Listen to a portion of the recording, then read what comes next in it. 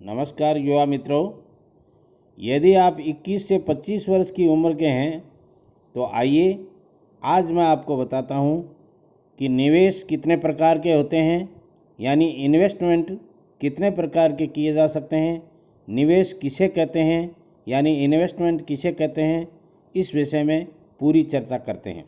सज्जनों, कैसे करें अपनी सेविंग का सही तरीके से इस्तेमाल, कहाँ करें अपने रुपए का इन्वेस्टमेंट, आइए मैं बताता हूँ आपको। निवेश का अर्थ होता है अपनी सेविंग्स को ऐसी जगह इन्वेस्ट करना जहाँ से आपको सबसे ज़्यादा एक्स्ट्रा इनकम की संभावना हो।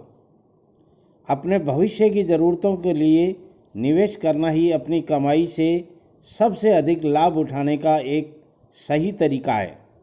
मगर निवेश करने से पहले आपको ये पता होना चाहिए कि निवेश कितनी तरह के होते हैं। आइए इस विषय में बात करते हैं कि निवेश के कितने प्रकार होते हैं। निवेश दो तरह के होते हैं। पहला होता है सेफ इन्वेस्टमेंट यानी सुरक्षित निवेश। जितनी भी इन्वेस्टमेंट करेंगे उसमें बाज़ार के उतार चढ़ाव को प्रभावित नहीं करेगा। ये सेफ इन्वेस्टमेंट उसी को कहते हैं कि आप कोई भी इन्वेस्टमेंट करेंगे या जितना भी रुपया जिसमें लगाएंगे तो वो उसमें बाज़ार का उतार चढ़ाव प्रभावित नहीं करेगा। लेकिन ये लॉन्ग टर्म इन्वेस्टमेंट आपको करना होगा। आप इसमें अपने रुपए एक साथ अथवा एक अवधि के बाद ही निकाल सकते हैं, एक तय समय पर निकाल सकते हैं। इसमें कई सारे ऑप्शंस हैं आपके पास, जैसे आरडी यानी रिकरिंग डिपॉजिट, दूसरा है फिक्स्ड डिपॉजिट, तीसरा है पीपीएफ पब्लिक प्रोविडेंट फंड, और चौथा है एनएससी नेशनल सेविंग सर्टिफिकेट, और पांचवा है मंथली इनकम स्कीम। ऐसे बहुत सारी स्कीम्स हैं जिनमें आप ये निवेश कर सकते हैं जो सेफ इन्वेस्टमेंट कहलाता है। अब बात आती है कि इसके बाद में कौन सा इन्वेस्टमेंट होता है। सज्जनों, दूसरा इन्वेस्टमेंट होता है रिस्की इन्वेस्टमेंट। रिस्की इन्वेस्टमेंट में इसमें बहुत ही जल्द रिटर्न मिल सकता है आपको और बहुत ही जल्द लॉस मिल सकता है।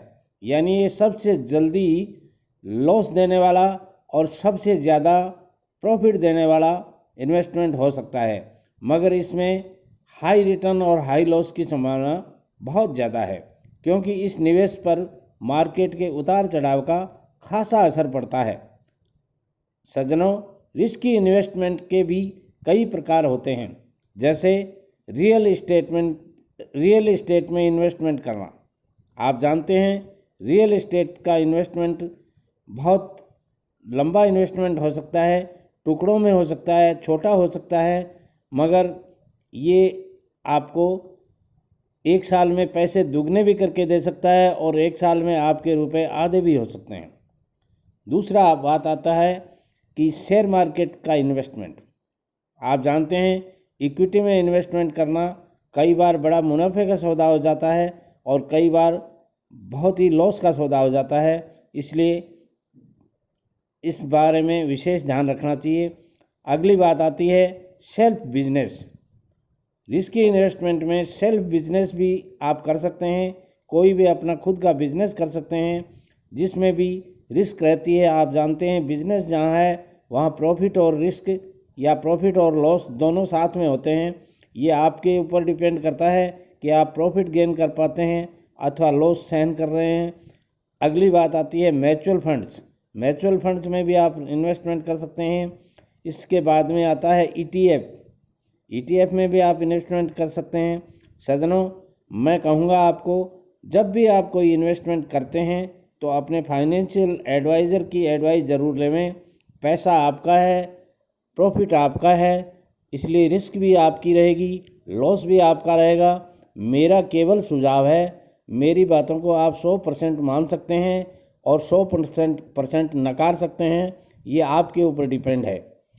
मित्रों, वीडियो पसंद आता है दोस्तों में शेयर कीजिएगा, लाइक कीजिएगा और कमेंट्स में मुझे बताइएगा कि आज का वीडियो आपको कैसा लगा। मेरी चैनल दो साथी टीवी को सब्सक्राइब करके बेल आइकॉन को ज़रूर दबा लीजिएगा, ताकि कोई भी वीडियो अपलोड होता है तो आपको पहले मिले। नमस्कार।